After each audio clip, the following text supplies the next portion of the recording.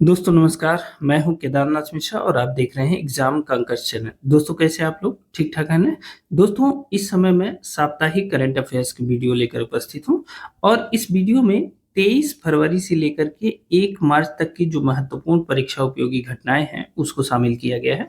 दोस्तों आप चाहे किसी भी परीक्षा की तैयारी कर रहे हो, चाहे एचईओ यानी हेल्थ एजुकेशन अफसर एग्जाम की तैयारी कर रहे हैं, चाहे असिस्टेंट प्रोफेसर एग्जाम की तैयारी कर रहे हैं, चाहे जीडीसी जीआईसी एग्जाम की तैयारी कर रहे हैं, या आने वाले यूपी ट्रिपल एससी की जो भर्तियां हैं उससे मान लीजिए कि आप उत्तर प्रदेश लेखपाल की मेंस परीक्षा की तैयारी कर रहे हैं, तो ये वीडियो आपके लिए है। आपकी परीक्षाओं में यहाँ से सीधे सीधे प्रश्न पूछे जाते हैं और आप जानते हैं कि जो हमारी करंट अफेयर्स की वीडियो होती है उसमें हम केवल उन्हीं चुनिंदा प्रश्नों को शामिल करते हैं जिनकी परीक्षा में पूछे जाने की संभावना बहुत अधिक होती है। इसलिए वीडियो की जो लंबाई है वह सीमित रहती है और प्रश्नों की संख्या भी सीमित रहती है, बहुत ज़्यादा नहीं होती। अतः पूरी वीडियो देखने का प्रयास किया करिए। साथ ही इस वीडियो को अपने दोस्तों मित्रों के साथ भी शेयर कर दिया करिए ताकि उन्हें भी इसका लाभ मिल सके। तो चलिए आज के प्रश्नों की श्रृंखला शुरू करते हैं। एक चीज ध्यान रखेंगे, अगर आप चैनल पे नए हैं तो चैनल को सब्सक्राइब कर लीजिएगा और अगर आपको इन प्रश्नों की पीडीएफ चाहिए तो आप हमारा टेलीग्राम चैनल और व्हाट्सएप चैनल ज्वाइन कर लीजिए, उसका लिंक हमने डिस्क्रिप्शन बॉक्स में दे दिया है। ठीक है, तो चलिए बिना देरी किए आज के प्रश्नों की श्रृंखला को शुरू करते हैं। पहला प्रश्न है, आरबीआई ने अपना दूसरा उच्च सुरक्षित डेटा सेंटर कहाँ लॉन्च किया है? आपको बताना है कि आरबीआई ने अपना दूसरा उच्च सुरक्षित डेटा सेंटर कहाँ लॉन्च किया है। ऑप्शन ए है पश्चिम बंगाल, ऑप्शन बी है महाराष्ट्र, ऑप्शन सी है उड़ीसा और ऑप्शन डी है तेलंगाना। बताइए इसका सही आंसर क्या होगा? तो देखिए इसका सही आंसर है ऑप्शन सी उड़ीसा में। उड़ीसा के भुवनेश्वर उड़ीसा के भुवनेश्वर में एक जिला है, भुवनेश्वर में एक जिला है और उस जिले का जो नाम है वह है खुर्दा। ठीक है, तो खुर्दा जिले में इसे स्थापित किया गया है, भुवनेश्वर के पास स्थित है उड़ीसा में। ठीक है, तो ध्यान रखेंगे, बहुत इंपॉर्टेंट है। अब प्रश्न आपने ध्यान से पढ़ा होगा तो आपने देखा कि आरबीआई का यह दूसरा उच्च सुरक्षित डेटा सेंटर है। ठीक है, अब आपको यह सोचना है कि आखिर पहला जो डेटा सेंटर है आरबीआई के द्वारा वह कहाँ स्थापित किया गया। तो देखिए आरबीआई का जो पहला डेटा सेंटर है यही मेन डेटा सेंटर है या इसे मुख्य डेटा सेंटर के नाम से जानते हैं और यह डेटा सेंटर आरबीआई के द्वारा नवी मुंबई में स्थापित किया गया है। इस बात को ध्यान रखेंगे, नवी मुंबई में एक जगह है खारघर, खारघर यहाँ पे जो पहला डेटा सेंटर है अपना आरबीआई ने यहाँ स्थापित किया है। इसी डेटा सेंटर के बैकअप के लिए भुवनेश्वर में एक नया डेटा सेंटर स्थापित किया गया है, इस बात को ध्यान रखेंगे। भुवनेश्वर में जहाँ पे यह डेटा सेंटर स्थापित किया गया है उस पर्टिकुलर स्थान को इन्फो वैली के नाम से जानते हैं। कभी कभी यह प्रश्न भी पूछा जा सकता है कि कहाँ पर स्थापित किया गया है, तो इन्फो वैली सेकंड में स्थापित किया गया है। ध्यान रखेंगे इसका जो मुख्य कार्य है वह जो नवी मुंबई में पहला आरबीआई का डेटा सेंटर है उसको बैकअप प्रदान करना है, साथ ही मुद्रा प्रबंधन के साथ साथ यूपीआई से जो ट्रांजैक्शन है उसका डाटा यहाँ सुरक्षित रखा जाएगा। ठीक है, आप इतना नोट कर सकते हैं कि यूपीआई से जो ट्रांजैक्शन होता है उसका जो डाटा है वो यहाँ सुरक्षित रखा जाएगा। ठीक है, तो इसे याद रखिएगा, इंपॉर्टेंट है और यह प्रश्न आपकी परीक्षा में पूछा जा सकता है। अब चलिए आरबीआई की स्थापना से संबंधित कुछ महत्वपूर्ण फैक्ट भी जान लेते हैं, क्योंकि यह चर्चा में है तो प्रश्न यहाँ से पूछा जा सकता है। आप जानते हैं कि अंग्रेजों ने 1926 में एक कमीशन का गठन किया था और उस कमीशन को कहा जाता है रॉयल कमीशन। देखिए इसको ध्यान से देखिएगा, रॉयल कमीशन। आजकल परीक्षाएं ऐसे ही पूछी जाती हैं, एक स्टेप पीछे हटके मतलब अंदर जाके प्रश्न पूछे जाते हैं और मैं उसी हिसाब से पढ़ाने का आपको प्रयास कर रहा हूं। ठीक है, royal commission on Indian royal commission on Indian currency and finance, Indian currency and finance. ठीक है, 1926 में इस कमीशन का गठन किया गया था और इसके जो चेयरमैन थे, जो अध्यक्ष थे, वह थे हिल्टन यंग। कौन थे? हिल्टन यंग थे, इसीलिए इसे हिल्टन यंग कमीशन के नाम से जाना जाता है। ठीक है, यहां तक चीजें क्लियर है। इसी हिल्टन यंग कमीशन ने भारत में एक केंद्रीय बैंक की स्थापना की सिफारिश की थी और इसी हिल्टन यंग कमीशन की सिफारिश के आधार पर 1 अप्रैल 1935, ध्यान रखेंगे कब, 1 अप्रैल 1935 को आरबीआई की स्थापना होती है। ठीक है, भारतीय रिजर्व बैंक की स्थापना होती है आरबीआई एक्ट 1934 के प्रावधानों के तहत। ठीक है, यहां तक चीजें क्लियर है। अब इसका मुख्यालय कहां स्थापित किया गया, तो ध्यान रखेंगे 1 अप्रैल 1935 को जब आरबीआई की स्थापना हुई तो इसका जो मुख्यालय था वह स्थापित किया गया था कोलकाता में। ठीक है, अब आप सोच रहे होंगे कोलकाता से मुंबई कब स्थानांतरित किया गया, तो वर्ष 1937 में, मतलब सीधे 1935 में स्थापना होती है और सिर्फ 2 वर्ष के बाद 1937 में आरबीआई का जो मुख्यालय है वह कहां स्थानांतरित कर दिया गया, मुंबई। और यह प्रश्न परीक्षाओं में पूछ लिया जाता है कि आरबीआई का वर्तमान में मुख्यालय कहां स्थित है, तो मुंबई में स्थित है। अगर यह पूछ लिया जाए कब से स्थित है, तो 1937 से लगातार स्थित है। इस तथ्य को ध्यान रखेंगे। ठीक है, अब देखिए कभी कभी यहां से प्रश्न पूछ लिया जाता है कि आरबीआई का राष्ट्रीयकरण कब किया गया। भाई ये तो अंग्रेजों ने स्थापित किया था और जब अंग्रेज चले गए तो आरबीआई का राष्ट्रीयकरण कब किया गया, तो ध्यान रखेंगे 1 जनवरी 1949 को आरबीआई का राष्ट्रीयकरण किया गया। बहुत बार यह प्रश्न परीक्षाओं में पूछा गया है। ठीक है, यहां तक चीजें क्लियर है। अच्छा, क्या आप लोग यह जानते हैं कि आरबीआई की कार्यप्रणाली और आरबीआई की स्थापना के दिशा निर्देशों में जो महत्वपूर्ण भूमिका है उसमें डॉक्टर अंबेडकर के विचारों को भी शामिल किया गया है, उसका भी प्रभाव उसमें पड़ा है। आप लोगों में से मुझे लगता है बहुत कम लोग जानते होंगे। मैं आपको बता दूं कि डॉक्टर अंबेडकर की एक बुक है, डॉक्टर बी आर अंबेडकर, इनकी एक बुक है, उसकी चर्चा करेंगे, जिसका प्रभाव आरबीआई की स्थापना और उसकी कार्यप्रणाली पर पड़ा था। उस बुक का नाम है the problem of the rupee. क्या था, the problem of the rupee, of the rupee, it's virgin and its solution, it's virgin and it's solution. इस पुस्तक को आप नोट कर लीजिएगा, चाहे आरबीआई को नोट करिएगा चाहे ना करिएगा, लेकिन डॉक्टर अंबेडकर की इस बुक को नोट कर लीजिएगा क्योंकि यह अक्सर आपको कहीं लिखी हुई नहीं मिलेगी। डॉक्टर बी आर अंबेडकर की पुस्तक है the problem of the rupee, it's virgin and it's solution. इस पुस्तक का आरबीआई की स्थापना, उसकी कार्यप्रणाली पर बहुत प्रभाव पड़ा है। ठीक है, तो इसे भी ध्यान रखेंगे, यह भी इंपॉर्टेंट है, आपकी परीक्षा में पूछा जा सकता है कि क्या आरबीआई की स्थापना में बी आर अंबेडकर का भी कोई रोल है, तो उनके विचारों का रोल है, इसे ध्यान रखेंगे। अब आरबीआई से 2 प्रश्न और आपसे पूछे जा सकते हैं, अक्सर पूछे गए हैं परीक्षाओं में। एक तो प्रश्न यह बनता है कि आरबीआई के पहले गवर्नर कौन थे, आरबीआई के पहले गवर्नर कौन थे, यह परीक्षा में प्रश्न पूछा गया है कई परीक्षाओं में। तो आप ध्यान रखेंगे आरबीआई के जो पहले गवर्नर थे वह थे सर ओसबोर्न स्मिथ। कौन थे, सर ओसबोर्न, ओसबोर्न स्मिथ। ठीक है, आरबीआई के पहले गवर्नर थे। अब यहीं से दूसरा प्रश्न भी डेवलप हो जाता है कि आरबीआई के पहले भारतीय गवर्नर कौन थे, तो ये पहले गवर्नर हो गए। ठीक है, दूसरा पहले भारतीय गवर्नर कौन थे, यह भी प्रश्न पूछा गया है कई बार और इंपॉर्टेंट भी है। तो पहले जो भारतीय गवर्नर थे वह थे सर सीडी देशमुख। कौन थे, सर सीडी देशमुख थे आरबीआई के पहले भारतीय गवर्नर। ठीक है, इस तथ्य को ध्यान रखेंगे, इंपॉर्टेंट है। सर सीडी देशमुख, सीडी का मतलब है चिंतामणि द्वारकानाथ देशमुख। कभी कभी यह पूछ लेता है ना पूरा नाम तो गड़बड़ हो जाता है, चिंतामणि द्वारकानाथ, द्वारकानाथ देशमुख। ठीक है, ये पहले भारतीय गवर्नर थे और इनका कार्यकाल भी जान लीजिए।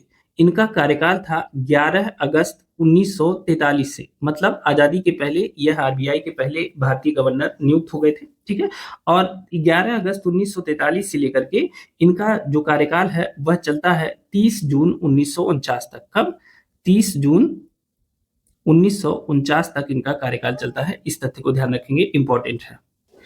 अब इस फैक्ट से आप एक चीज और ध्यान रख सकते हैं कि जब आरबीआई का राष्ट्रीयकरण किया गया तो सबसे पहले गवर्नर किसे नियुक्त किया गया, तो आप जानते हैं कि जो सीडी देशमुख का कार्यकाल है वह कब से कब तक है, 11 अगस्त 1943 से 23 जून 1949 तक। आरबीआई का राष्ट्रीयकरण कब होता है, 1 जनवरी 1949। मतलब जब आरबीआई का राष्ट्रीयकरण हुआ तो पहले गवर्नर कौन बने, तो सीडी देशमुख बने। ठीक है, तो ये पूरे फैक्ट याद रखिएगा, आपकी परीक्षा में यहाँ से प्रश्न पूछे जा सकते हैं और इसी तरीके से पढ़ने का प्रयास किया करिए, जोड़ के सारी चीजें आप पढ़ा करिए। ठीक है, चलिए दूसरे प्रश्न की तरफ चलते हैं। दूसरा प्रश्न है, किस देश की संसद नेसेट को संबोधित करने वाले पहले भारतीय प्रधानमंत्री नरेंद्र मोदी बने? अब देखिए यहां से प्रश्न कैसे पूछा जाता है, नेसेट किस देश की संसद का नाम है? ऐसे भी प्रश्न पूछे गए हैं, कई बार परीक्षाओं में पूछे गए हैं। हमने उस प्रश्न को एक में पिरो दिया है, नेसेट किस देश की संसद नेसेट को संबोधित करने वाले पहले भारतीय प्रधानमंत्री नरेंद्र मोदी बने हैं? तो ऑप्शन ए है सिंगापुर, ऑप्शन बी है जापान, ऑप्शन सी है जर्मनी, ऑप्शन डी है इजराइल। बताइए इसका सही आंसर क्या होगा? अब इसका सही आंसर है ऑप्शन डी, इजराइल। ठीक है, अब देखिए सीधे जब प्रश्न पूछा जाता है आपसे कि नेसेट किस देश की संसद का नाम है, तो इजराइल की संसद का नाम है नेसेट और इसे हाल ही में भारतीय प्रधानमंत्री नरेंद्र मोदी ने संबोधित किया है, इस बात को ध्यान रखेंगे। देखिए ऐसे प्रश्नों में यह भी पूछ लेता है कि किस तिथि को प्रधानमंत्री नरेंद्र मोदी ने इजरायली संसद नेसेट को संबोधित किया, तो ध्यान रखेंगे 25 फरवरी को, 25 फरवरी 2026 को प्रधानमंत्री नरेंद्र मोदी ने इजरायली संसद नेसेट को संबोधित किया और ऐसा करने वाले वे पहले भारतीय प्रधानमंत्री हैं। इस बात को ध्यान रखेंगे, अब तक किसी भारतीय प्रधानमंत्री ने इजरायली संसद को संबोधित नहीं किया था, यह तथ्य बहुत इंपॉर्टेंट है। अब देखिए नेसेट को के संबोधन के बाद उन्हें नेसेट का सर्वोच्च सम्मान भी दिया गया। ठीक है, नेसेट का सर्वोच्च सम्मान, या आप कह सकते हैं कि इजरायली संसद का सर्वोच्च सम्मान दिया गया, जिसे speaker of the Knesset medal के नाम से जानते हैं। कौन सा? Speaker of the Knesset medal, Knesset medal से भी उन्हें सम्मानित किया गया। इस तथ्य को भी ध्यान रखेंगे, यह इंपॉर्टेंट है और आपके आगामी परीक्षाओं में यह प्रश्न 100% पूछा जाने वाला है। ठीक है, चलिए अगला प्रश्न देख लेते हैं। आज का हमारा तीसरा प्रश्न है, दुनिया का पहला देश जिसने लैनकापाविर एचआईवी इंजेक्शन शुरू किया है। आपको बताना है कि दुनिया का वह पहला देश कौन सा है जिसने लैनकापाविर एचआईवी इंजेक्शन शुरू किया है। ऑप्शन ए है केन्या, ऑप्शन बी है रसिया, ऑप्शन सी है साउथ अफ्रीका, ऑप्शन डी है जिम्बाब्वे। अब इसमें एक बात आप जरूर ध्यान रखेंगे, अगर आपसे कोई पूछे कि लैनकापाविर क्या है या एचआईवी इंजेक्शन का नाम क्या है, तो ध्यान रखेंगे लैनकापाविर एचआईवी इंजेक्शन है या एचआईवी इंजेक्शन का नाम लैनकापाविर है, इसे ध्यान रखेंगे। यह अलग से आपसे प्रश्न पूछा जा सकता है। अब इसमें पूछा क्या गया है, दुनिया का वह पहला देश कौन सा है जिसने इस इंजेक्शन की शुरुआत की है, तो बताइए इसमें से सही आंसर कौन सा है? अब देखिए इसका सही आंसर है ऑप्शन डी, जिम्बाब्वे। ठीक है, दुनिया का पहला देश है जिम्बाब्वे जिसने एचआईवी का जो इंजेक्शन है लैनकापाविर उसे शुरू कर दिया है और उसे जो उच्च जोखिम वाले लोग हैं जिनमें एचआईवी बहुत उच्चतम लेवल तक पहुंच गया है, हाई लेवल तक संक्रमण हो गया है, ऐसे लोगों को यह मुफ्त लगाया जा रहा है और ये पहला अफ्रीकी देश है जहां ऐसे लोगों के लिए फ्री में एचआईवी इंजेक्शन की शुरुआत की गई है और यहाँ लगभग 46,500 लोग ऐसे हैं जो एचआईवी से उच्च जोखिम वाले हैं, जो बहुत ग्रसित हैं, ऐसे लोगों को यह इंजेक्शन लगाया जा रहा है। ठीक है, ध्यान रखेंगे यह जो इंजेक्शन है इसे साल में 2 बार लगाया जाएगा। ठीक है, साल में 2 बार कह लीजिए या हर 6 महीने में 1 बार इसे लगाना आवश्यक होगा, इस तथ्य को ध्यान रखेंगे।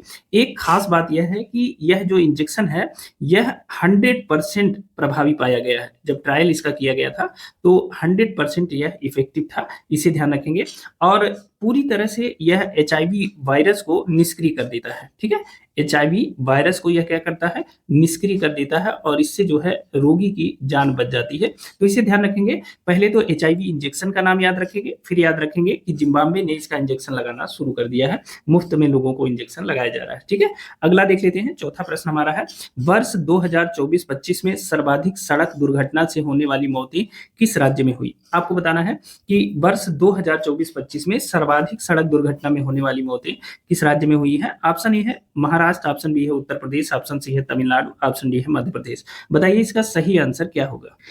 अब देखिए इसका सही आंसर है ऑप्शन बी, उत्तर प्रदेश। वर्ष 2024-25 में सर्वाधिक सड़क दुर्घटना में होने वाली जो मौतें हैं वो कहाँ हुई, किस राज्य में? उत्तर प्रदेश में हुई। अच्छा, अगर हम आपसे पूछें कि 2024 में देश में सड़क दुर्घटनाओं में कुल कितने लोगों की मौत हुई, तो आप ध्यान रखेंगे जो सरकारी डाटा है वह है 1,77,177 लोग जो है सड़क दुर्घटना में मारे गए 2024 में। ठीक है, अगर हम इसी आंकड़े को एक साल पीछे ले जाए, 2023 की बात करें, तो 2023 में कुल कितने लोग सड़क सड़क दुर्घटना में मारे गए थे, तो लगभग 1,73,000 लोग मारे गए थे। अगर हम 2023 से 24 की तुलना करें तो सड़क दुर्घटनाओं में होने वाली मौतों में वृद्धि दर्ज की गई है, इस बात को ध्यान रखेंगे।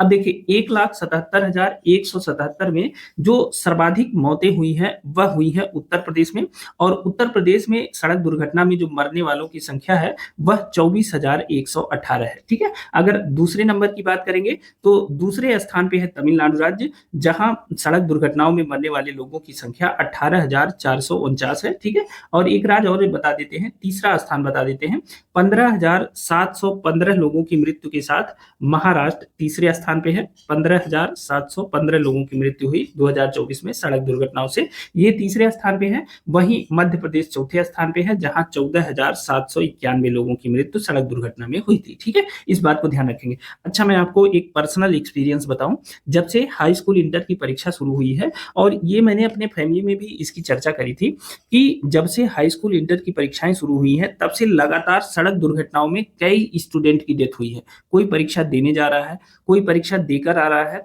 मतलब मैंने देखा लगातार कोई दिन ऐसा नहीं था जिस दिन किसी स्टूडेंट की सड़क दुर्घटनाओं में मृत्यु नहीं हो जाती थी। मतलब ऐसा कभी अखबार खाली नहीं जाता था। तो माता पिता को इन चीजों पर ध्यान रखना चाहिए, थोड़ा सा बच्चों को परीक्षा के समय संबल देना चाहिए, उन्हें विद्यालय तक पहुंचाना चाहिए। वो बहुत प्रेशर में रहते हैं, तो थोड़ा सा उन्हें हौसला बढ़ा के उन्हें विद्यालय तक ले जाए, घबराहट में गाड़ी न थमा दे काम से बचने के लिए। तो ये सावधानी रखनी चाहिए। अब देखिए उत्तर प्रदेश सड़क दुर्घटनाओं में सर्वाधिक मौत यहाँ उत्तर प्रदेश में दर्ज की गई है 2024 में, तो ध्यान रखेंगे, इंपॉर्टेंट प्रश्न है, पूछा भी जा सकता है। ठीक है, अगला देख लेते हैं, पांचवा प्रश्न जो है, भारत जापान संयुक्त सैन्य अभ्यास धर्म गार्जियन कहाँ शुरू हुआ? ऑप्शन ए है राजस्थान, ऑप्शन बी है जम्मू और कश्मीर, ऑप्शन सी है टोक्यो, और ऑप्शन डी है उत्तराखंड। ये कश्मीर है।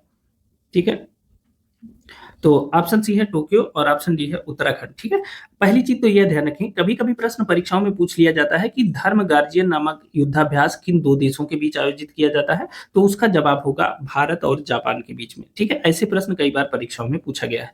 अब जो सवाल है कि इसका जो आयोजन है वह कहाँ किया गया है, तो जल्दी से अपने आंसर कमेंट करके बताइए। अब देखिए इसका सही आंसर है ऑप्शन डी, उत्तराखंड। उत्तराखंड में एक जिला है अल्मोड़ा, और अल्मोड़ा में एक स्थान है चौबटिया।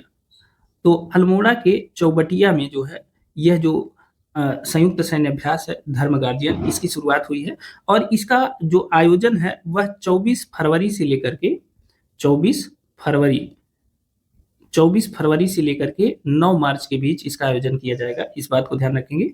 और यह भी याद रखिएगा कि यह भारत और जापान की जो सेना है उसके बीच यह युद्धाभ्यास किया जाता है। ठीक है, तो बहुत इंपॉर्टेंट है। अब देखिए भारत की तरफ से लद्दाख स्काउट्स रेजिमेंट ने हिस्सा लिया है। भारत की तरफ से किसने हिस्सा लिया है? लद्दाख स्काउट्स ने हिस्सा लिया है। ठीक है, और अगर जापान की बात करें तो जापान की तरफ से ground self defence force, Japan की तरफ से किसने हिस्सा लिया है? तो ग्राउंड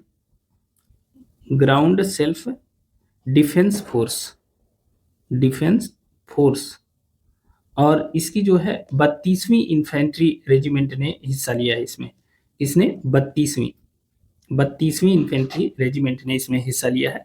तो इस तरह से जो है भारत और जापान के बीच जो धर्म गार्जियन युद्धाभ्यास है यह उत्तराखंड के चौबटिया में इसका आयोजन किया गया है, जो अल्मोड़ा जिले में है। इसे याद रखेंगे, यह प्रश्न पूछा गया है कई बार परीक्षाओं में। ठीक है, अगला देख लेते हैं, छठवां प्रश्न है, भारतीय सेना ने स्ट्रेला 10 वायु रक्षा मिसाइल प्रणाली का सफल परीक्षण कहाँ किया है? सबसे पहले तो स्ट्रेला 10 क्या है? तो स्ट्रेला 10 एक वायु रक्षा मिसाइल प्रणाली है। ठीक है, इस बात को ध्यान रखेंगे, यह भी प्रश्न आपसे पूछा जा सकता है। अब यह किस देश की है? तो आप जानते हैं कि भारतीय सेना ने इसका परीक्षण किया है, तो भारत की है। तो भारतीय सेना की जो स्ट्रेला 10 वायु रक्षा मिसाइल प्रणाली है उसका परीक्षण कहाँ किया गया है? ऑप्शन ए है राजस्थान, ऑप्शन बी है लद्दाख, ऑप्शन सी है उड़ीसा, ऑप्शन डी है कर्नाटक। बताइए इसका सही आंसर क्या होगा? अब देखिए इसका सही आंसर है ऑप्शन ए राजस्थान। और राजस्थान में कहा? राजस्थान के पोखरण फील्ड फायरिंग रेंज में। ठीक है, राजस्थान के पोखरण फील्ड फायरिंग रेंज में इसका परीक्षण किया गया है। ठीक है, अब देखिए स्ट्रेला 10 के बारे में थोड़ा सा जान लीजिए, बहुत इंपॉर्टेंट है। स्ट्रेला 10 यह जो मिसाइल है यह कैसी मिसाइल है? तो जो स्ट्रेला 10 है इस बात को ध्यान रखेंगे, यह सतह से वायु में मार करने वाली मिसाइल है। ठीक है, सतह से वायु में मार करने वाली मिसाइल है, इस बात को ध्यान रखेंगे। अब यह जो मिसाइल है, यह रसिया की एक मिसाइल है जिसका नाम है वी शॉर्ट्स। क्या नाम है? V shorts. यह रसिया की मिसाइल है और उसी के आधार पर इसे तैयार किया गया है। ठीक है, तो इसे ध्यान रखेंगे। इसकी अगर हम मारक क्षमता की बात करें, मारक क्षमता, तो इसकी मारक क्षमता है 6 से लेकर के 10 किलोमीटर। ठीक है, और ये लंबाई है। अगर ऊंचाई की बात करें कि इसकी ऊंचाई कितनी ऊंचाई तक यह मार कर सकती है, तो 3 से लेकर के 3.5 किलोमीटर की ऊंचाई तक यह मार कर सकती है। इस बात को ध्यान रखेंगे। ठीक है, सबसे खास बात यह है कि यह जो मिसाइल है, यह इंफ्रारेड पे काम करती है, आईआर पे काम करती है, आईआर सेंसर आधारित है। ठीक है, आईआर सेंसर आधारित है। तो आईआर सेंसर आधारित है तो कैसे काम करती है?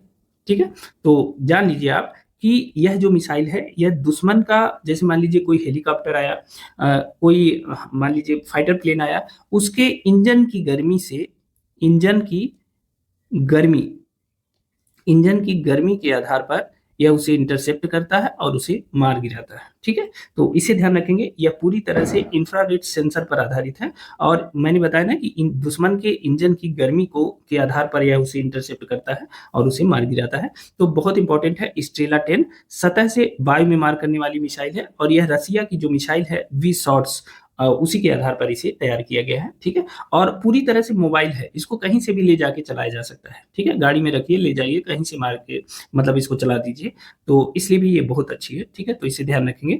अगला देख लेते हैं, जो 7वां प्रश्न हमारा है, किन दो देशों के मध्य वज्र प्रहार अभ्यास का 16वां संस्करण 24 फरवरी से 16 मार्च 2026 तक हिमाचल प्रदेश में आयोजित किया जा रहा है? आपको बताना है कि किन दो देशों के मध्य वज्र प्रहार अभ्यास, ध्यान रखेंगे, वज्र प्रहार अभ्यास का यह कौन सा संस्करण है? 16वां संस्करण है। कब से कब तक इसका आयोजन किया गया है? पिछली पीसीएस की परीक्षा में आपने देखा होगा, तिथियां भी पूछी गई थी। तो 24 फरवरी से लेकर के 16 मार्च 2026 तक इसका आयोजन किया गया है।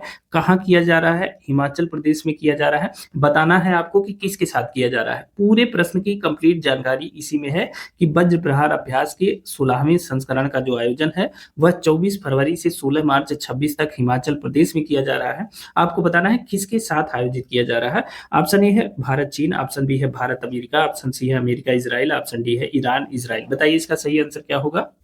अब देखिए, इसका सही आंसर है ऑप्शन बी, भारत और अमेरिका के बीच। ठीक है, तो वज्र प्रहार अभ्यास किसके बीच हो रहा है? भारत अमेरिका के बीच। इसका 16वां संस्करण है। हिमाचल प्रदेश में एक जगह है बकलोह, बकलोल मत समझिएगा, ठीक है ना, बकलोह एक जगह है हिमाचल प्रदेश में, वहीं पर इसका आयोजन किया गया है। ठीक है, अब आप सोच रहे होंगे कि यह 16वां संस्करण है, तो पहला संस्करण कब हुआ था? पहला संस्करण, तो इसका जो पहला संस्करण था वह हुआ था 2010 में। ठीक है, तो इसे भी ध्यान रखेंगे, परीक्षाओं में यह भी पूछा जा सकता है। देखिए, आयोग जब मॉडरेट क्वेश्चन बनाता है, तो मैं आपको एक एग्जांपल दे देता हूँ मॉडरेट क्वेश्चन कैसे बनता है। जैसे उसने कहा कि निम्नलिखित कथनों पर विचार कीजिए, निम्नलिखित कथनों पर विचार कीजिए। ध्यान से देखिएगा, विचार कीजिए, यही देख के लोगों के हाथ पांव फूल जाते हैं। देखिए, इसमें पहला दे देगा कि आप युद्धाभ्यास, युद्धाभ्यास वज्र प्रहार, वज्र प्रहार के 16वें संस्करण का आयोजन हिमाचल प्रदेश में किया गया। ठीक है, कहाँ? हिमाचल प्रदेश में किया गया। ठीक है, दूसरा, भारत और अमेरिका के बीच इस युद्धाभ्यास की शुरुआत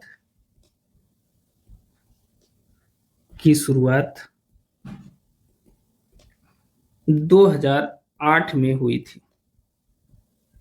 अब बताइए, अब यही कह देगा कि इसका केवल एक सही, केवल दो सही, दोनों सही, न तो एक न तो दो, यही है मॉडरेटेड क्वेश्चन। ठीक है, आपने आधा तो पढ़ा, कि अभी जो वज्र प्रहार युद्धाभ्यास हुआ उसका कौन सा संस्करण है, कहाँ आयोजित किया गया, लेकिन यह नहीं पढ़ा कि आखिर इसकी शुरुआत कब से हुई। इसमें से एक हिस्सा आपको आता रहेगा, दूसरा नहीं आता रहेगा। आप जब परीक्षा देके आएंगे तो चौंधियाए हुए घूमेंगे और बताएंगे कि आता हुआ क्वेश्चन गलत हो गया, थोड़ा सा रह गया, ऐसा है, एक आ रहा था एक नहीं आ रहा था। यही मॉडरेटेड क्वेश्चन है, इसी आधार पे प्रश्न इस समय आयोग बना रहा है। बहुत हैवी प्रश्न नहीं, उसी प्रश्न को वो क्रिएट कर दे रहा है जहां आप चकरा जा रहे हैं। ठीक है, तो इसे ध्यान रखेंगे। इस तरह से आप कोई भी, चाहे करंट पढ़िए और चाहे आप ट्रेडिशनल पढ़िए, जो पारंपरिक जीएस है उसे भी आप इसी रूप में तैयार करिएगा। ठीक है, अगला देख लेते हैं। देखिए 8वां प्रश्न है, भारत और किस देश ने डाक क्षेत्र में सहयोग बढ़ाने के लिए एक समझौता ज्ञापन पर हस्ताक्षर किया है। आपको बताना है भारत और किस देश के बीच में डाक क्षेत्र में सहयोग बढ़ाने के लिए समझौता ज्ञापन पर हस्ताक्षर किया गया है। ऑप्शन ए है ब्राजील, ऑप्शन बी है जापान, ऑप्शन सी है सिंगापुर, ऑप्शन डी है मलेशिया। बताइए इसका सही आंसर क्या होगा। अब देखिए इसका सही आंसर है ऑप्शन ए ब्राजील। भारत और ब्राजील ने जो है डाक क्षेत्र में सहयोग बढ़ाने के लिए एक समझौता ज्ञापन पर हस्ताक्षर किया।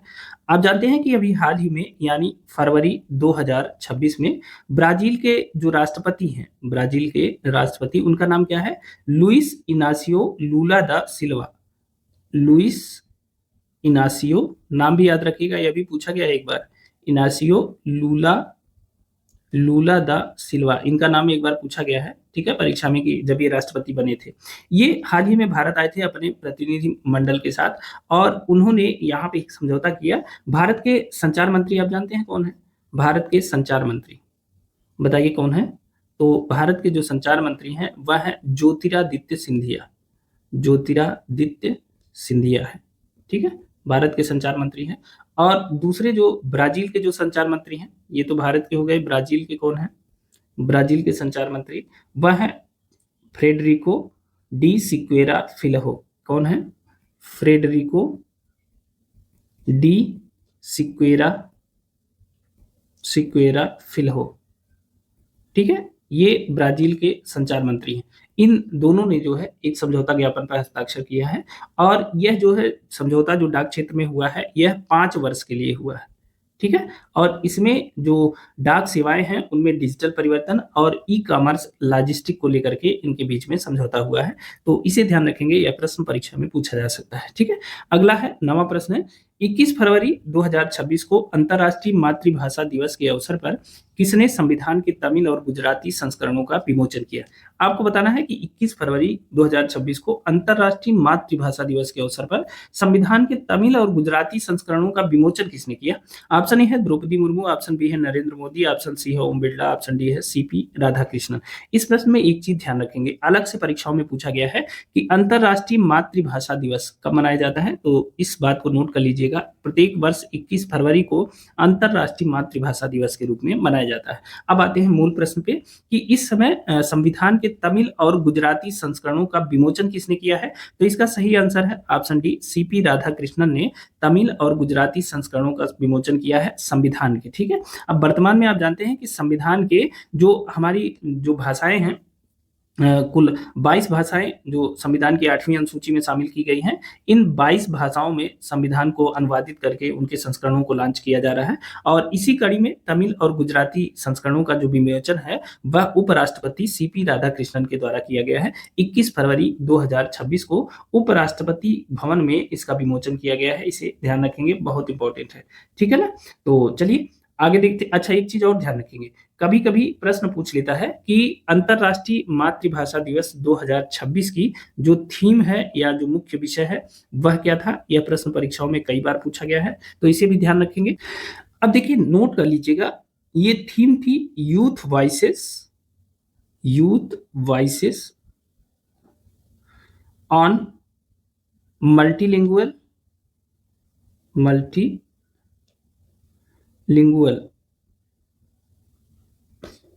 एजुकेशन, ठीक है।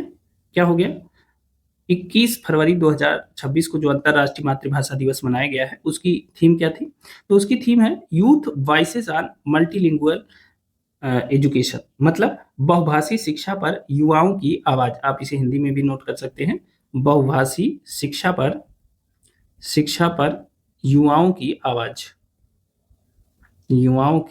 आवाज, ठीक है। तो इसे ध्यान रखेंगे, बहुत इंपॉर्टेंट है, यह प्रश्न पूछा जा सकता है। और थीम तो कई बार पूछी गई है, डेट पूछी गई है, अंतर्राष्ट्रीय मातृभाषा दिवस की तिथि क्या है, किस तिथि को मनाया जाता है, तो इसे ध्यान रखेंगे। ठीक है, 10वां प्रश्न देख लेते हैं।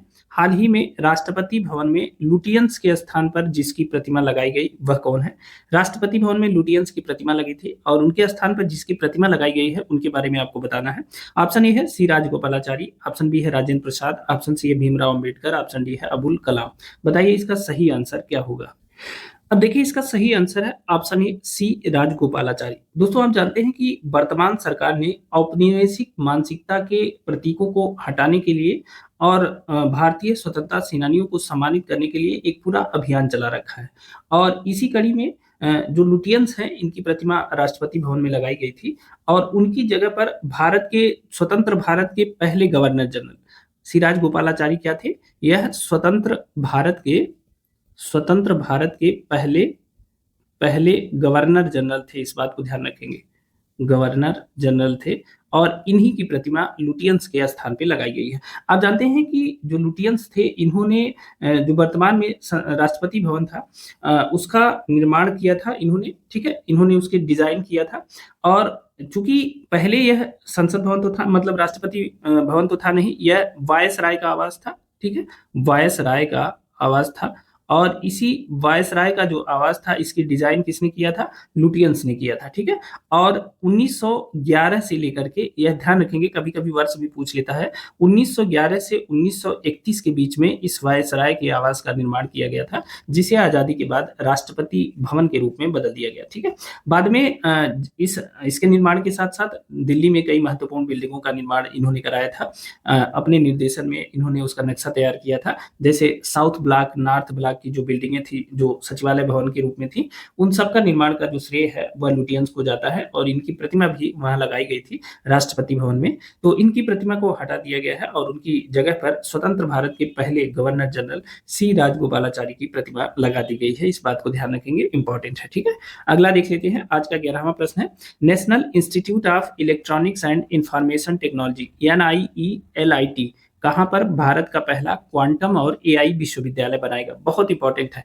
AI और SDG दो शब्दों को आप पकड़े रहिए। एक SDG, ठीक है, सस्टेनेबल डेवलपमेंट गोल्स, जिसे सतत विकास लक्ष्य के नाम से जानते हैं, और दूसरा शब्द है AI, आर्टिफिशियल इंटेलिजेंस, ठीक है। इन दोनों शब्दों को पकड़े रहिएगा। कहीं भी जब आप रास्ते भी आते जाते रहे हों और इनमें से कोई भी चीज आपको सीखने को मिल जाए जो आपकी परीक्षा के लिए उपयोगी है, तो जरूर ध्यान दीजिएगा। परीक्षा में इन दोनों जगहों से हर बार प्रश्न पूछे जाते हैं, ठीक है। अब चलिए प्रश्न पे चलते हैं। National institute of electronics and information technology NIELIT ने कहां पर भारत का पहला क्वांटम और AI विश्वविद्यालय बनाएगा, यह बताना है आपको। ऑप्शन ए है आंध्र प्रदेश, ऑप्शन बी है केरल, ऑप्शन सी है मिजोरम, ऑप्शन डी है गुजरात। बताइए इसका सही आंसर क्या होगा? अब देखिए इसका सही आंसर होगा ऑप्शन ए आंध्र प्रदेश। आप जानते हैं कि हाल ही में इंडिया AI इम्पैक्ट समिट हुआ था। क्या हुआ था? इंडिया AI इम्पैक्ट समिट का आयोजन किया गया था, ठीक है, नई दिल्ली में इसका आयोजन किया गया था।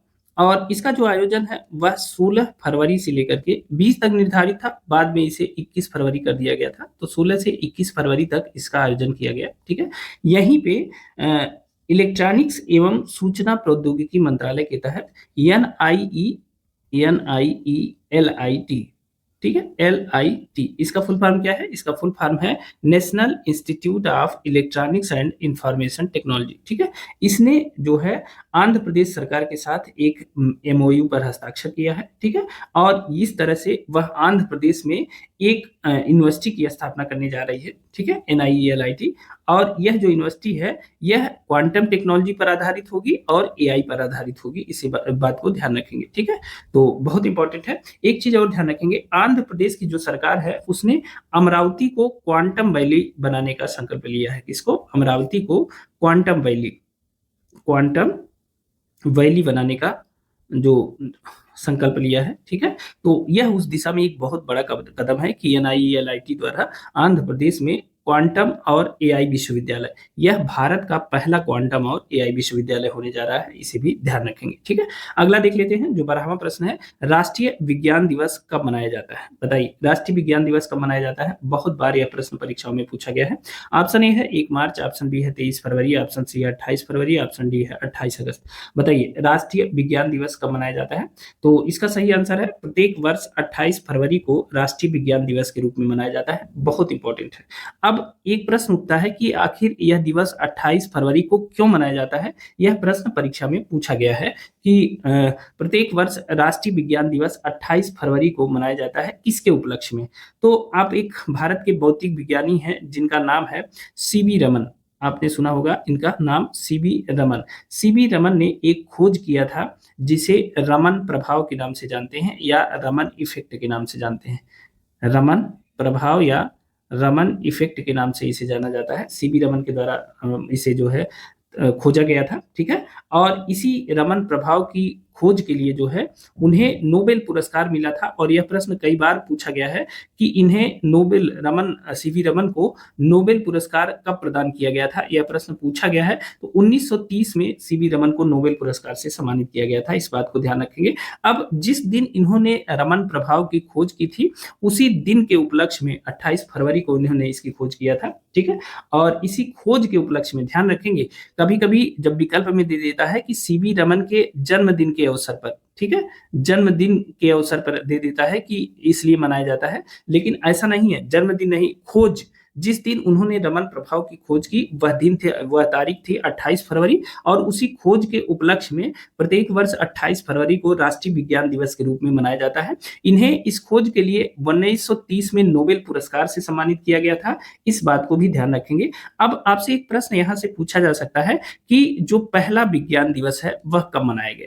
पहला विज्ञान दिवस कब मनाया गया? यह प्रश्न आपसे परीक्षा में पूछा जा सकता है। तो 1987 को पहली बार 28 फरवरी के दिन विज्ञान दिवस के रूप में मनाया गया। ठीक है, अब यहाँ से केवल एक प्रश्न बचता है जो आपसे पूछा जा सकता है कि जो 28 फरवरी 2026 को जो राष्ट्रीय विज्ञान दिवस मनाया गया है उसकी थीम क्या है? यही बस एक प्रश्न और पूछा जा सकता है। तो ध्यान रखेंगे, 2026 का जो राष्ट्रीय विज्ञान दिवस की थीम है वह है women in science, women in science catalysing Viksit Bharat. Women in science कैटालाइजिंग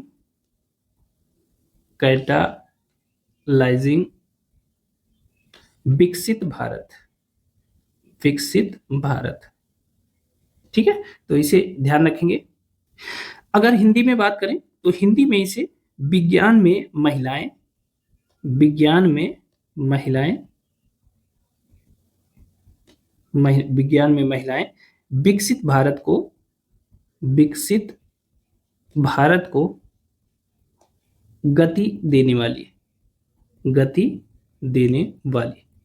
ठीक है, तो इसे ध्यान रखेंगे, यह इंपॉर्टेंट है। इसकी थीम भी याद रखिएगा, क्यों मनाया जाता है, सब हमने कंप्लीट बता दिया है। इससे ज्यादा यहां से कोई प्रश्न नहीं बनता है। ठीक है, अगला देख लेते हैं। 13वां प्रश्न है, प्रधानमंत्री नरेंद्र मोदी ने 28 फरवरी 2026 को कहां पर भारत की पहली सेमीकंडक्टर प्लांट परियोजना का उद्घाटन किया है? आपको बताना है कि प्रधानमंत्री नरेंद्र मोदी ने 28 फरवरी 2026 को कहां पर भारत की पहली सेमीकंडक्टर प्लांट परियोजना का उद्घाटन किया? ऑप्शन ए है महाराष्ट्र, ऑप्शन बी है उत्तर प्रदेश, ऑप्शन सी है गुजरात, ऑप्शन डी है इनमें से कोई नहीं। बताइए इसका सही आंसर क्या होगा? अब देखिए, इसका सही आंसर है ऑप्शन सी गुजरात। प्रधानमंत्री नरेंद्र मोदी ने 28 फरवरी को भारत की पहली सेमीकंडक्टर प्लांट परियोजना का उद्घाटन कहाँ किया? गुजरात किया। और गुजरात में एक जगह है साणंद, तो गुजरात के साणंद में इसका उद्घाटन किया। और यह जो सेमीकंडक्टर प्लांट है यह किस कंपनी के द्वारा बनाया गया है? तो माइक्रोन टेक्नोलॉजी के द्वारा इसे निर्माण किया गया है। माइक्रोन टेक्नोलॉजी की कंपनी है। ठीक है, माइक्रोन टेक्नोलॉजी की कंपनी है। और टोटल इसकी जो लागत है वह 22,516 करोड़ रुपए से इसने इसे तैयार किया है। और यह एटीएमपी सुविधा केंद्र है। एटीएमपी, एटीएमपी का फुल फॉर्म क्या होता है? ए का मतलब होता है, देखिए ध्यान से देखिएगा क्योंकि ऐसे ही चार्ट में लिख के चला आता है। एटीएमपी का मतलब, ए का मतलब होता है असेंबलिंग, असेंबलिंग होता है। ठीक है, टी का मतलब होता है टेस्टिंग, असेंबलिंग, टेस्टिंग।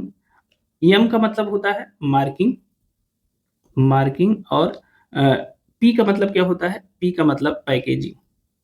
ठीक है, तो ये पूरी सुविधा यहाँ उपलब्ध है। एटीएमपी जहां भी आपको लिखा मिले आप जान जाएंगे। ए का मतलब असेंबलिंग होता है, टी का मतलब टेस्टिंग, एम का मतलब मार्किंग और पी का मतलब पैकेजिंग होता है। तो इसे ध्यान रखेंगे। यह भारत की पहली सेमीकंडक्टर प्लांट परियोजना है, इसे ध्यान रखेंगे। और आप जानते हैं कि make in India semiconductor mission का यह पहला प्रोजेक्ट है जिसका उद्घाटन किया गया है, इसे भी याद रखेंगे। भारत की सेमीकंडक्टर आत्मनिर्भरता और एआई आधारित मैन्युफैक्चरिंग के लिए यह एक बहुत बड़ा कदम है। ठीक है, बहुत इंपॉर्टेंट है। अगला देख लेते हैं आज का जो हम, अच्छा इसे इंपॉर्टेंट लगा भी लीजिए। ठीक है, मैं तो सबको कहता हूं आप जितने प्रश्न हम देते हैं एकदम चुनिंदा प्रश्नों को हम अपनी पीडीएफ में शामिल करते हैं, इसलिए पूरी वीडियो देखने का रिक्वेस्ट करते हैं। बाद में आपको शिकायत न रह जाए कि कोई करंट अफेयर्स का प्रश्न आपकी परीक्षा से बाहर आपकी पढ़े हुए से बाहर चला गया। ठीक है, तो ध्यान रखेंगे।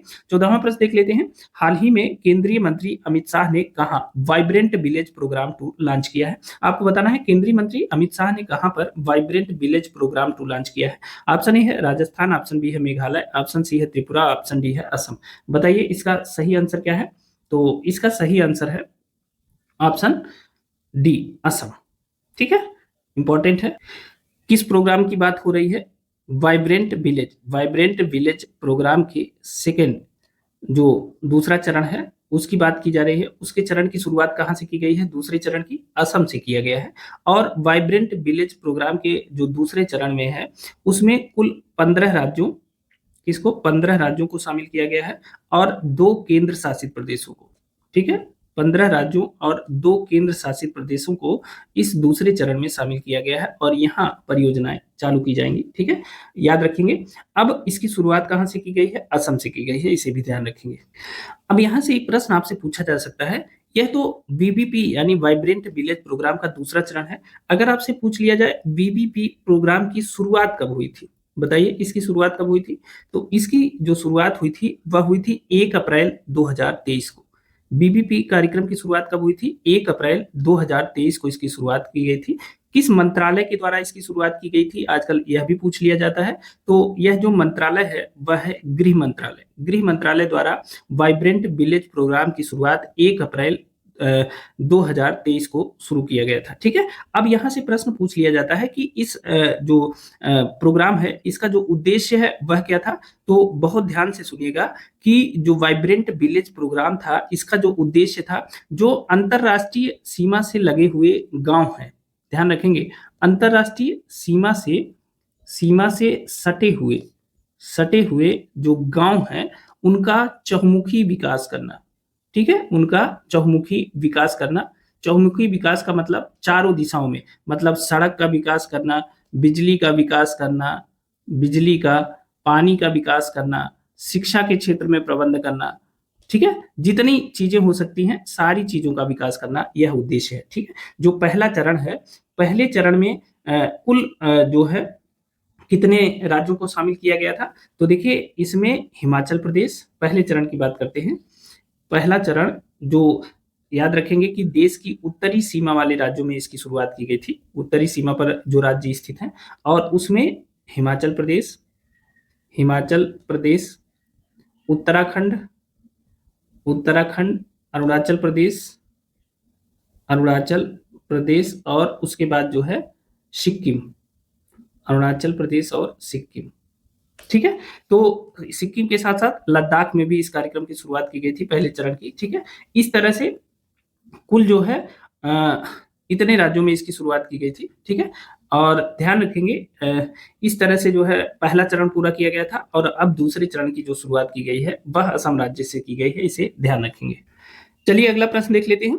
देखिए आज का हमारा 15वां प्रश्न है, किस राज्य में स्थित सौंदला गांव को भारत का पहला जाति मुक्त गांव घोषित किया गया है?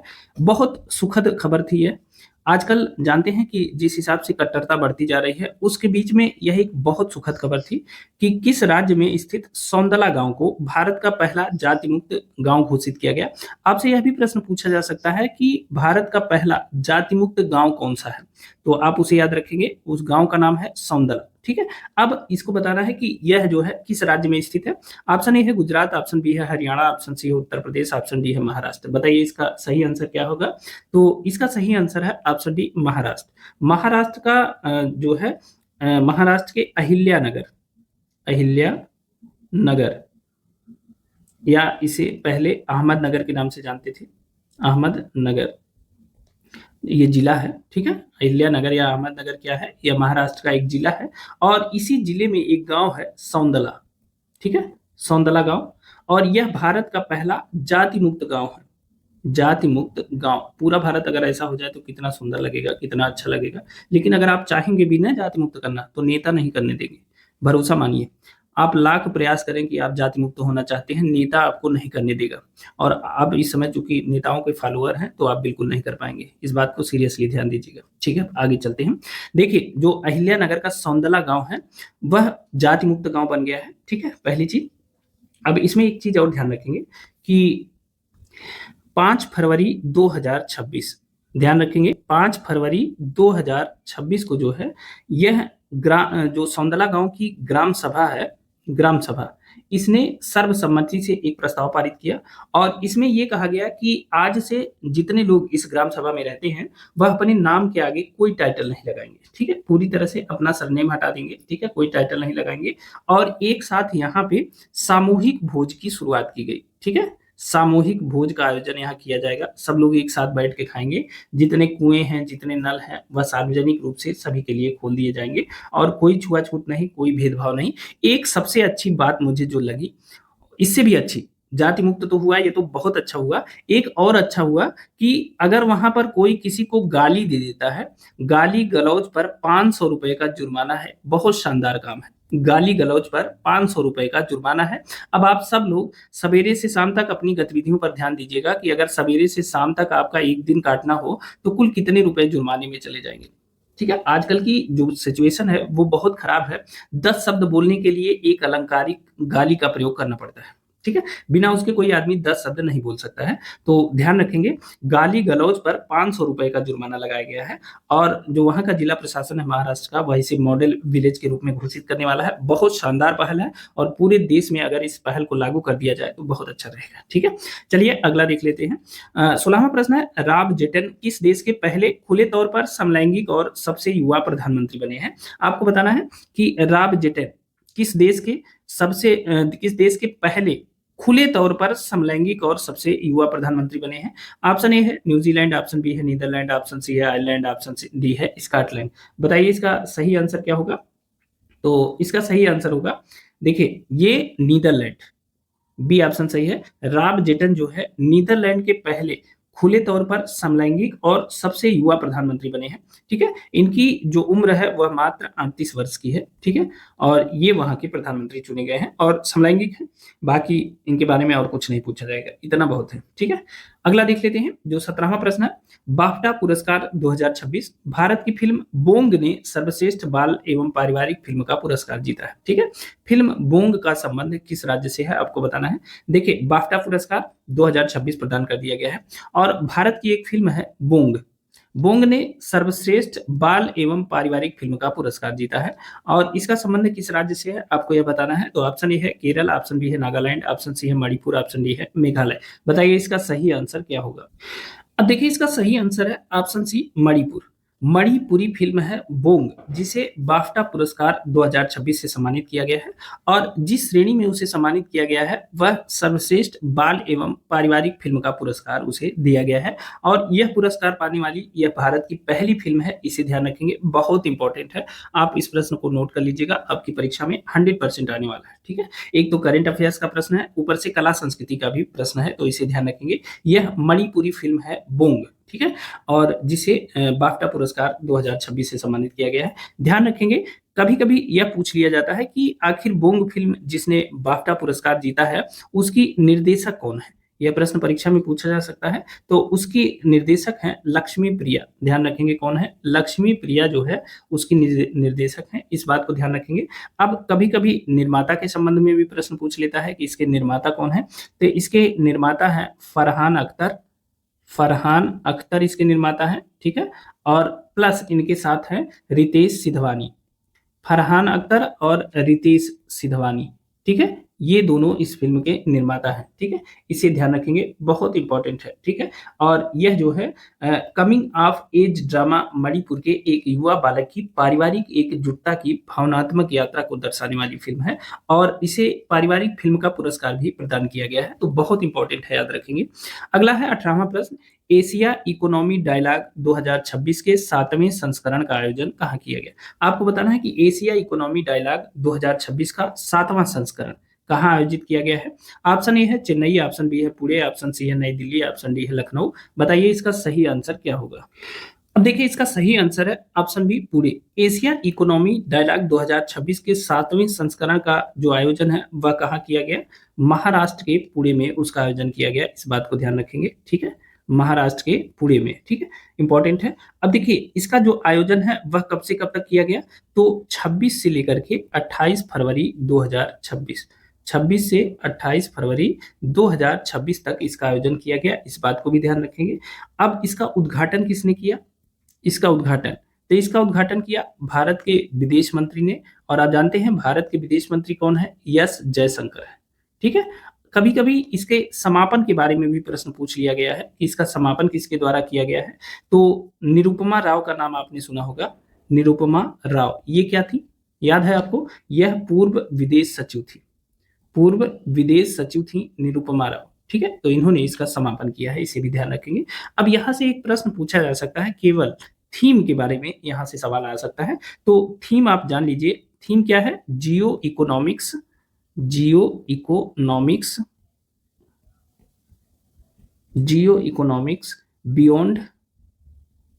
Beyond globalisation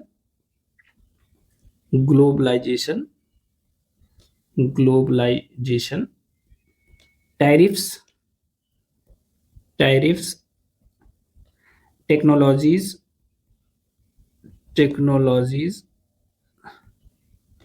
and strategic alignments,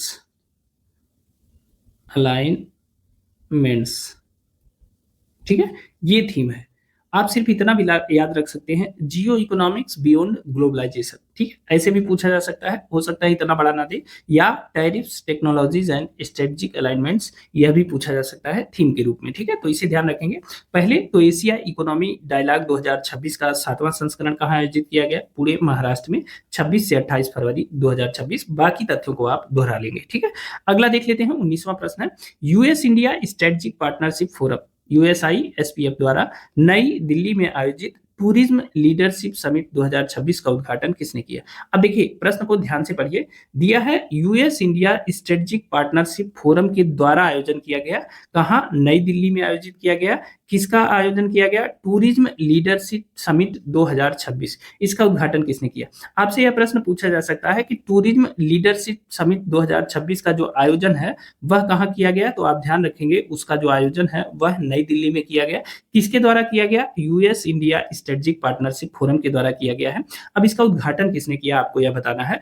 option A है एस जयशंकर, ऑप्शन बी है माइकल पोम्पियो, ऑप्शन सी है सीपी राधाकृष्णन, ऑप्शन डी है जेम्स मैटिस। बताइए इसका सही आंसर क्या हो? अब देखिए इसका जो उद्घाटन किया है वह सीपी राधाकृष्णन, भारत के उपराष्ट्रपति के द्वारा टूरिज्म लीडरशिप समिट 2026 का उद्घाटन किया गया है, ठीक है? और यह जो समिट है यह कब हुई है? इसका जो आयोजन किया गया कब किया गया है?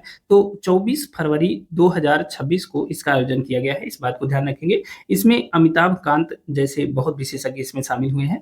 आप एक चीज और ध्यान रखेंगे, इसी सम्मेलन में केंद्रीय पर्यटन मंत्री हैं, उनका नाम है गजेंद्र सिंह शेखावत।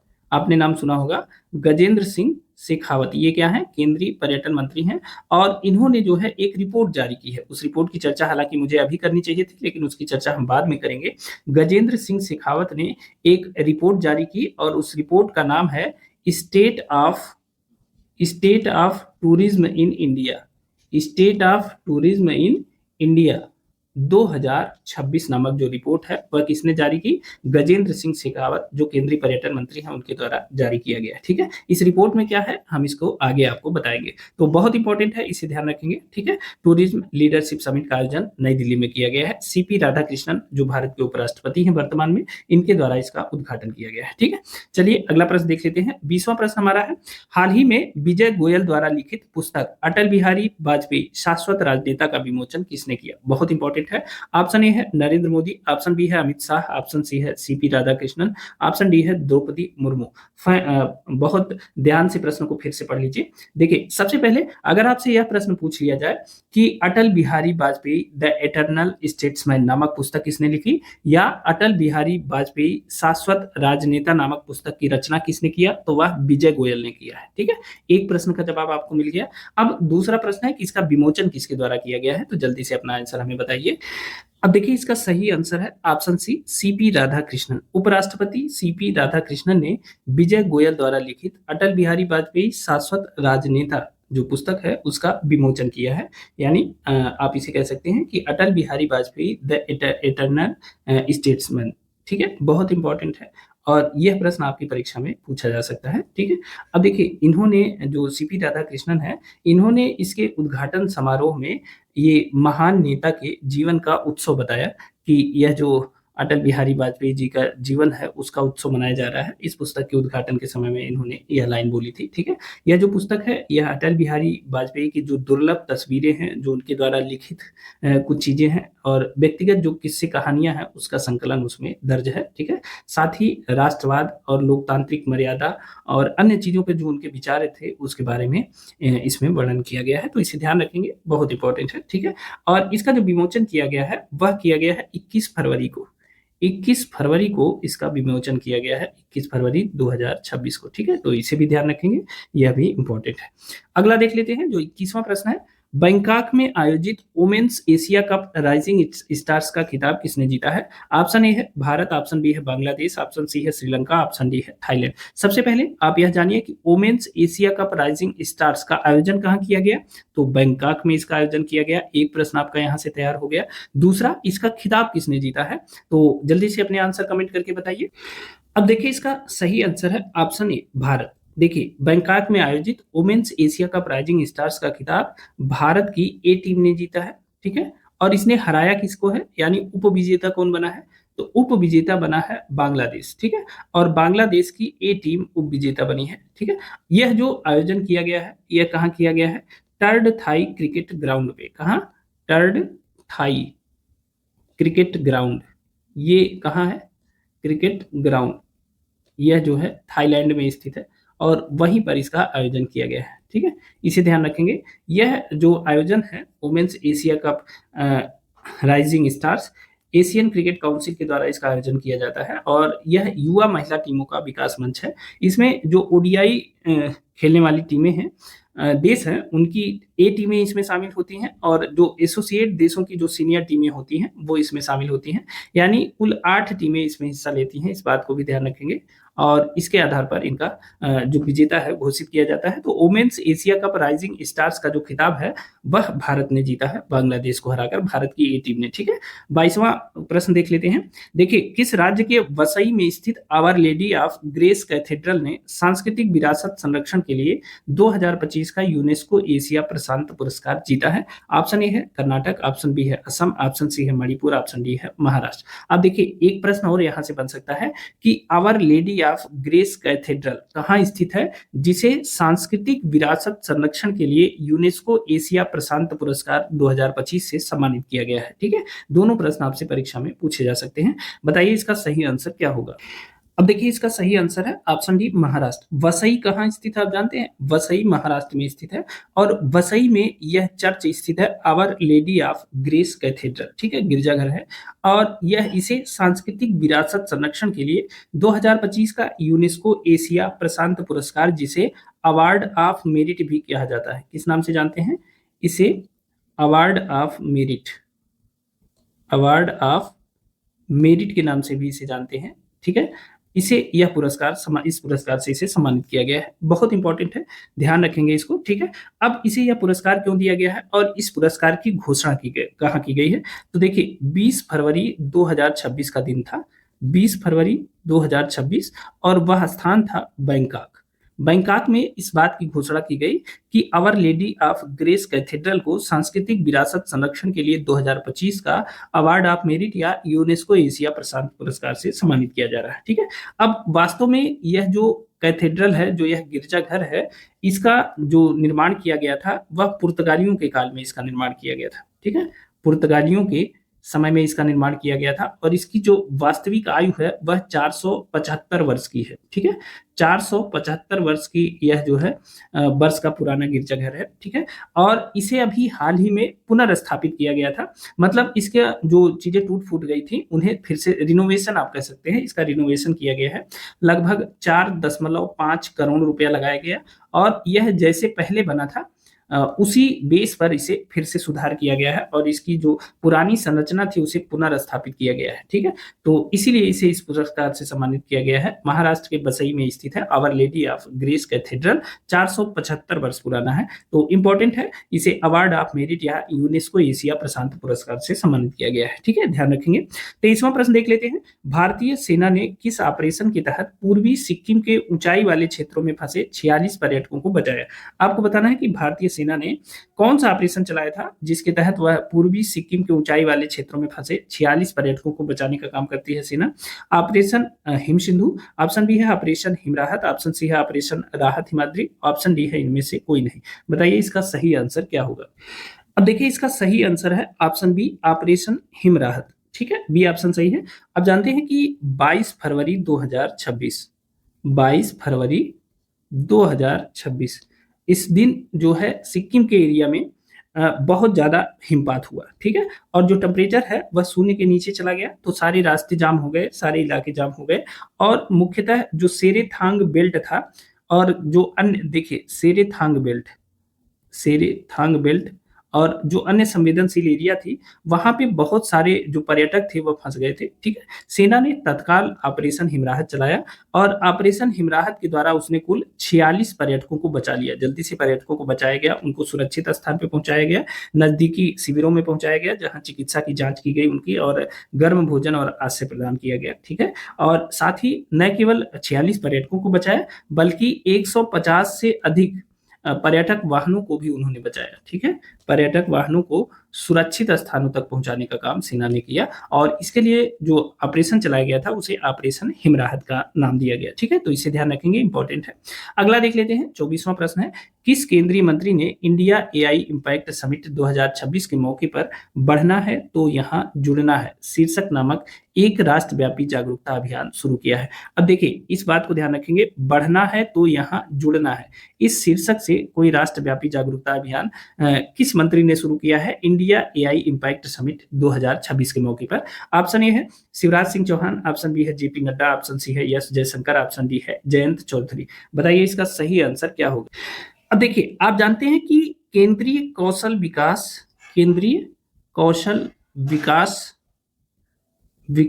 और उद्यमिता मंत्री ये हैं जयंत चौधरी, ठीक है। जयंत चौधरी हैं केंद्रीय कौशल विकास और उद्यमिता मंत्री, ठीक है। इन्होंने एआई इंपैक्ट समिट 2026 के मौके पर एक राष्ट्रव्यापी अभियान शुरू किया जिसका नाम है बढ़ना है तो यहां जुड़ना है, ठीक है।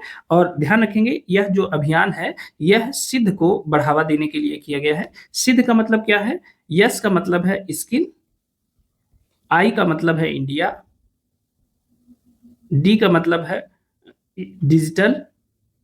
डिजिटल और एच का मतलब है हब, ठीक है। तो स्किल इंडिया डिजिटल हब को बढ़ावा देने के लिए इस अभियान की शुरुआत की गई है। यह जो अभियान है यह युवाओं को डिजिटल स्किलिंग, रोजगार और आजीविका के अवसर प्रदान करता है। अब ध्यान रखेंगे अगर आपसे कोई पूछ ले कि बढ़ना है तो यहाँ जुड़ना है, इसका ब्रांड एम्बेसडर किसे बनाया गया है? ब्रांड एम्बेसडर किसे बनाया गया है? तो ध्यान रखेंगे ब्रांड एम्बेसडर बनाया गया है अमिताभ बच्चन को, ठीक है। अमिताभ बच्चन को इसका ब्रांड एम्बेसडर बनाया गया है, इसे ध्यान रखेंगे, बहुत इंपॉर्टेंट है। ठीक है ना। अगला देख लेते हैं आज का जो हमारा 25वां प्रश्न है, सैयद 3G नौसैनिक सतह से वायु में मार करने वाली मिसाइल किस देश द्वारा विकसित की गई है।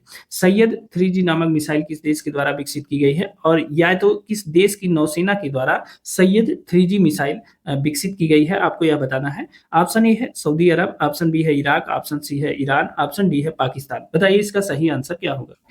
इसका सही आंसर है ऑप्शन सी ईरान। ईरान ने सैयद 3G मिसाइल का परीक्षण किया है, उसे लॉन्च किया है।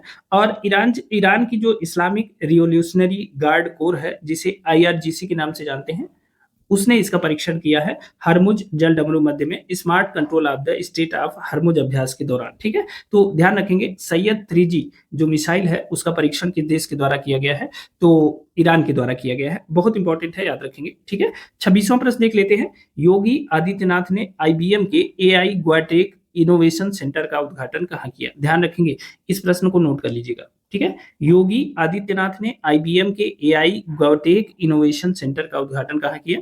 ऑप्शन ए है लखनऊ, ऑप्शन बी है झांसी, ऑप्शन सी है मेरठ, ऑप्शन डी है गोरखपुर। बताइए इसका सही आंसर क्या होगा। अब देखिए इसका सही आंसर है ऑप्शन ए लखनऊ। योगी आदित्यनाथ ने IBM के AI गवटेक इनोवेशन सेंटर का जो उद्घाटन किया है वह लखनऊ में किया है। और कब किया है, 22 फरवरी 2026 को इन्होंने इसका उद्घाटन किया है लखनऊ में सुशांत गोल्फ सिटी। ध्यान रखेंगे कहाँ, सुशांत गोल्फ सिटी में, सुशांत गोल्फ सिटी में प्लेटिनम मॉल स्थित है। प्लेटिनम मॉल में इसका उद्घाटन किया गया है इनके द्वारा। ठीक है, तो इसे ध्यान रखेंगे।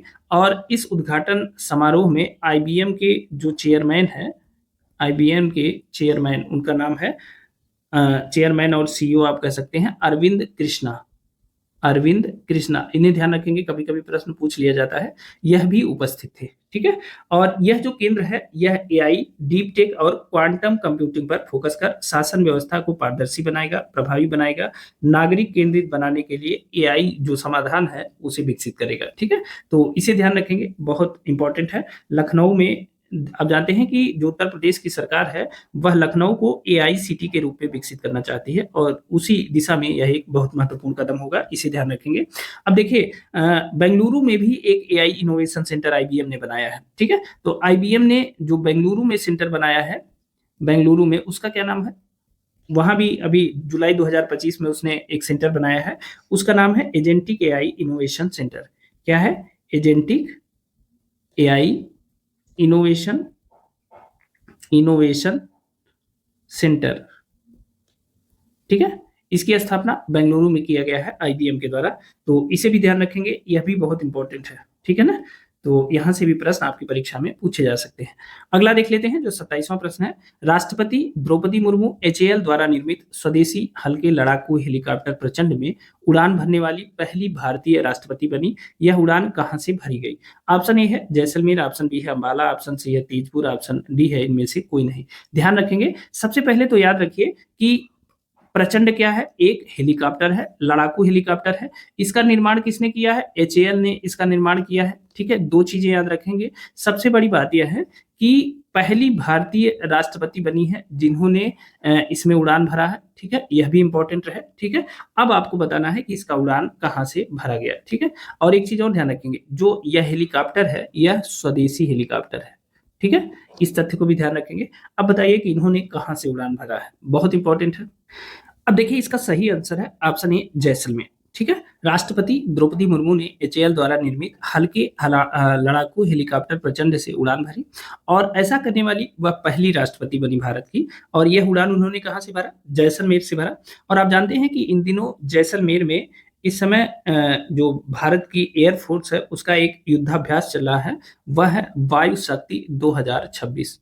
वायु शक्ति 2026। यह पूछा जा सकता है कि वायु शक्ति 2026 जो युद्धाभ्यास है इसका आयोजन कहाँ किया जा रहा है, तो राजस्थान में इसका आयोजन किया जा रहा है।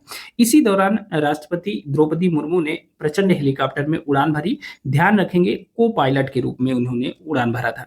को पायलट के रूप में इन्होंने उड़ान भरा, यह इंपॉर्टेंट है। अब देखिए ऐसे प्रश्नों में यह भी पूछ लेता है कि अगर जो राष्ट्रपति थी वो को पायलट थी, सह पायलट थी। तो वास्तविक जो पायलट था, जो मुख्य पायलट था, वह कौन था, यह जरूर ध्यान रखना चाहिए। ऐसे प्रश्नों में ही यह पूछा जाता है। तो को पायलट थी राष्ट्रपति द्रौपदी मुर्मू, और इनके साथ जो पायलट थे ग्रुप कैप्टन नयन शांतिलाल बहुआ थे, या इनका नाम याद रखिएगा, ठीक है, नयन शांतिलाल बहुआ, ये मुख्य जो है चालक थे। और इनके साथ को पायलट के रूप में जो है राष्ट्रपति द्रौपदी मुर्मू ने प्रचंड हेलीकॉप्टर में उड़ान भरी। ऐसा करने वाली वह पहली राष्ट्रपति थी। देखिए, प्रचंड हेलीकॉप्टर से उड़ान भरने वाली पहली राष्ट्रपति, मतलब आप कह सकते हैं कि लड़ाकू हेलीकॉप्टर में उड़ान भरने वाली देश की पहली राष्ट्रपति, साथ ही लड़ाकू हेलीकॉप्टर में को पायलट के रूप में उड़ान भरने वाली भी पहली राष्ट्रपति थी। और इनके जो पायलट हैं उनका भी नाम याद रखिएगा, नयन शांतिलाल बहुआ ग्रुप कैप्टन है, ठीक है। तो इन्हें भी ध्यान रखेंगे। इन्होंने यह जो उड़ान भरी वह कब भरी, तो 27 फरवरी को इन्होंने जैसलमेर से यह उड़ान भरी थी। इसे भी ध्यान रखेंगे, बहुत इंपॉर्टेंट है, ठीक है ना। अब बात करेंगे प्रचंड हेलीकॉप्टर की। प्रचंड प्रचंड एक LCH लाइट कॉम्बैक्ट हेलीकॉप्टर है, ठीक है। अब यह दुनिया का एकमात्र ऐसा अटैक हेलीकॉप्टर है जो 5000 से लेकर के और 6500 मीटर, ठीक है, या आप इसे कह सकते हैं लगभग 16400 फीट की ऊंचाई तक हथियार और ईंधन लाद कर उतर सकता है। यह इसकी सबसे खास बात है, ठीक है। ध्यान रखेंगे, इसका निर्माण किसके द्वारा किया गया है, HAL यानी हिंदुस्तान एरोनॉटिक्स लिमिटेड के द्वारा इसका निर्माण किया गया है। इस बात को भी ध्यान रखेंगे, ठीक है। और याद रखिएगा, इसकी जो अधिकतम गति है वह लगभग 288 से लेकर के 320 किलोमीटर पर आवर इसकी गति है, ठीक है। इस तथ्य को भी याद रखिएगा, बहुत इंपॉर्टेंट है, ठीक है। साथ ही स्टील्थ तकनीक से बना है, मतलब रडार जो है इसका पता नहीं लगा पाएगा। यह कम शोर करता है क्योंकि इसमें IR कंप्रेशन का प्रयोग किया गया है, तो यह ज्यादा हल्ला भी नहीं करता है, शोर भी नहीं मचाता है। इसे भी ध्यान रखेंगे, यह भी इंपॉर्टेंट है। अब एक चीज और जान लीजिए, इसके पहले राष्ट्रपति द्रौपदी मुर्मू ने 2 फाइटर जेट में भी इसके पहले 2 लड़ाकू विमानों में भी उन्होंने वो किया है, 2 लड़ाकू विमानों में उड़ान भरी है उन्होंने। तेजपुर से उन्होंने एक उड़ान भरी थी, ठीक है, सुखोई 30 MKI से उड़ान एक बार उन्होंने भरा है। और उसके बाद अंबाला एयर बेस से उन्होंने राफेल से भी उड़ान भरी है, ठीक है। तो राफेल, सुखोई 30 MKI और प्रचंड से, इन तीनों से जो उड़ान भरने वाली इकलौती राष्ट्रपति बन गई हैं द्रौपदी मुर्मू, ठीक है।